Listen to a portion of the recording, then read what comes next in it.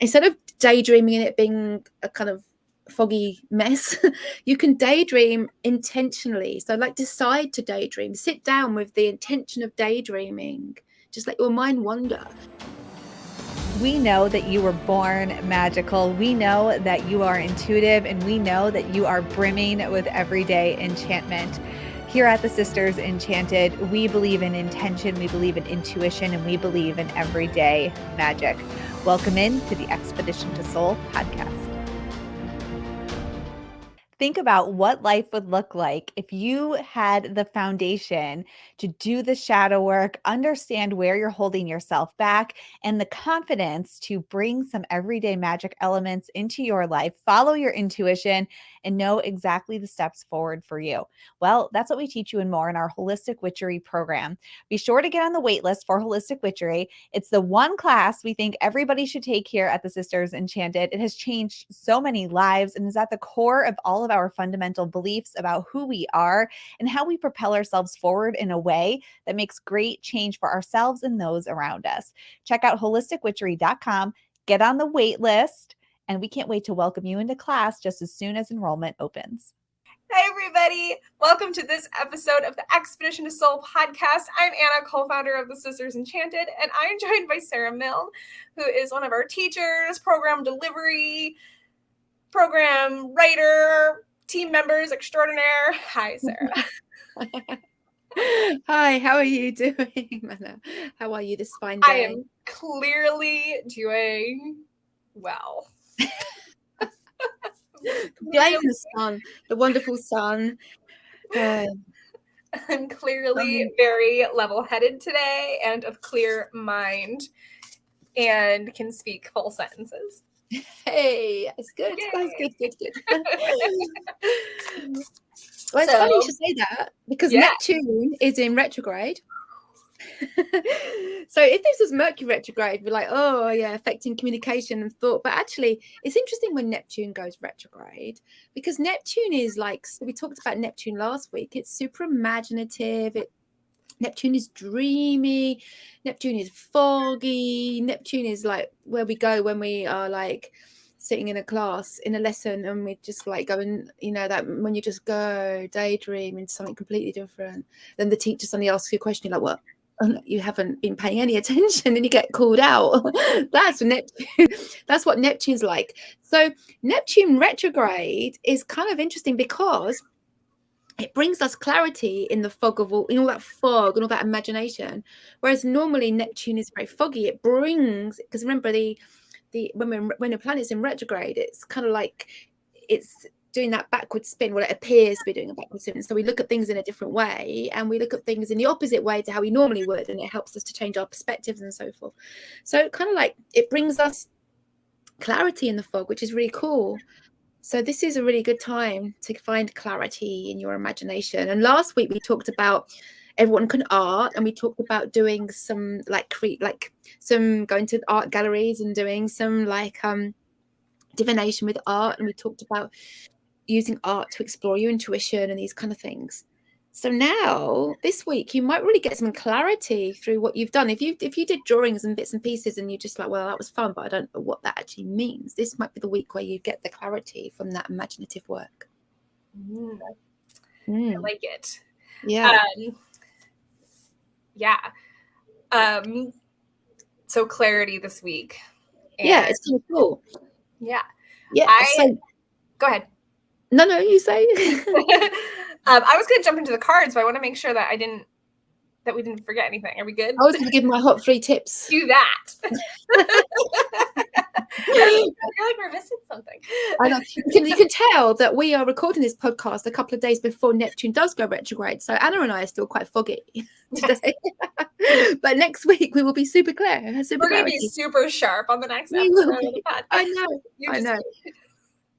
So it's really good this week to spend some time intentionally daydreaming, because I just give the example of that Neptune energy where you're in a lecture or in a class and you're just like, and then someone calls you out. Or if you're having a conversation with someone, it's really bad when you're having a conversation with somebody and you just lose yourself, and then you kind of, sorry, I didn't like, I'm really bad with that sometimes on long phone conversations, just kind of like losing it a little bit.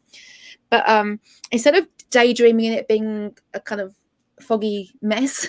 You can daydream intentionally. So like decide to daydream, sit down with the intention of daydreaming, just let your mind wander.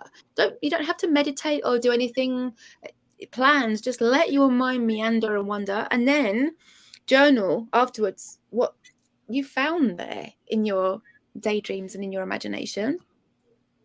Another thing you can do this week is ask a question of yourself or of the universe or of a deity, whatever you want to work with, how you want to do this, and then intuitively, like we talked about last week, paint or draw a picture and see what answer you get.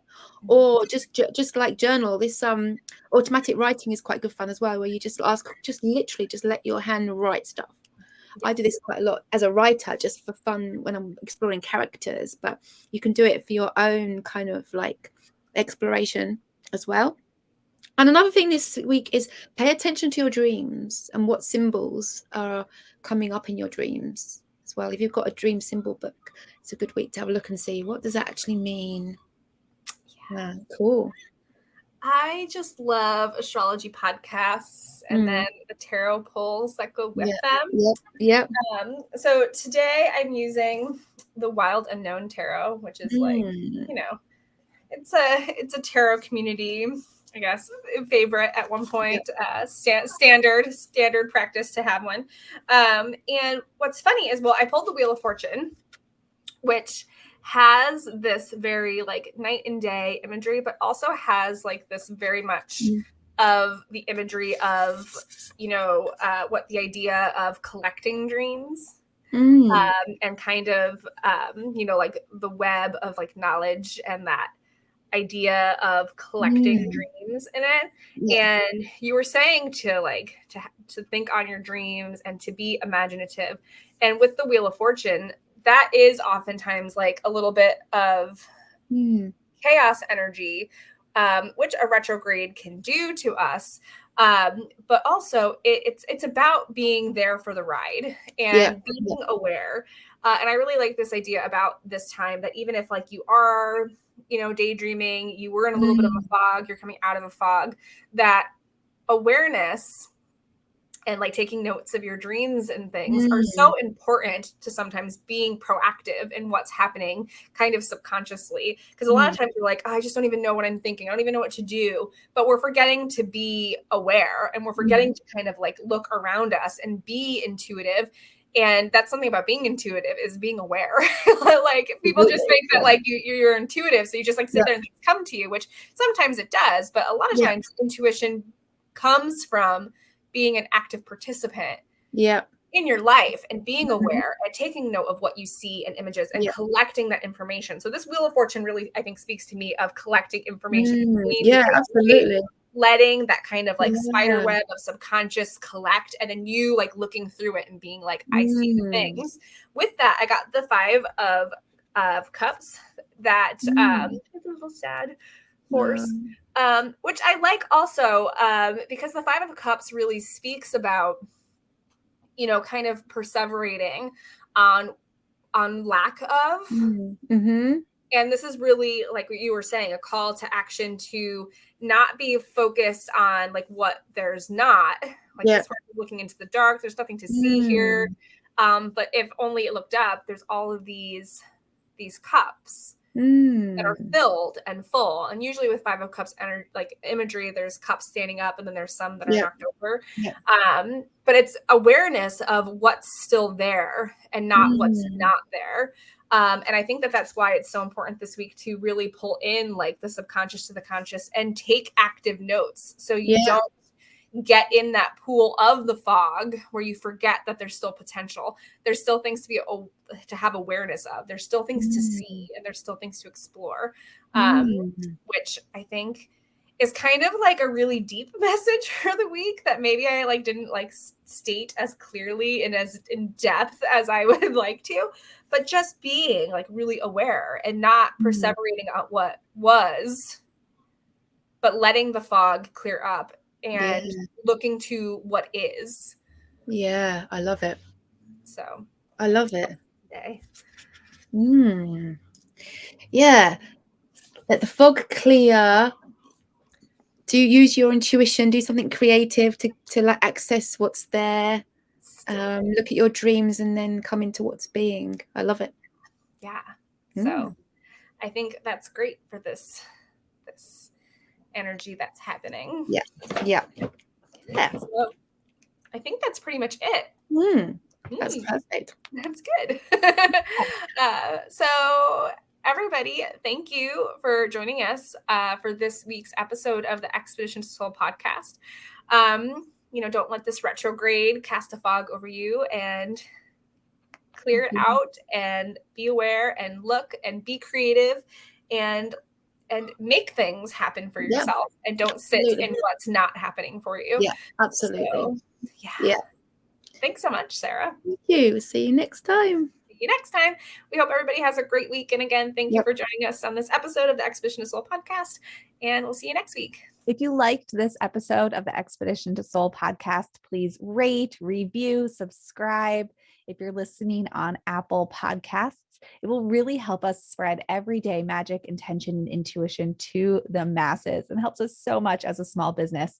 Be sure to hit that subscribe button on your favorite podcasting platform so you never miss an episode. There are new episodes every Tuesday and astro forecasts for the week ahead every Friday. If there's any topics you'd want to hear, anything you want us to dive deeper into, shoot us an email at magic@thesistersenchanted.com. And as always, thank you so much for listening and being part of the community here at the Sisters Enchanted. And we'll see you in the next episode.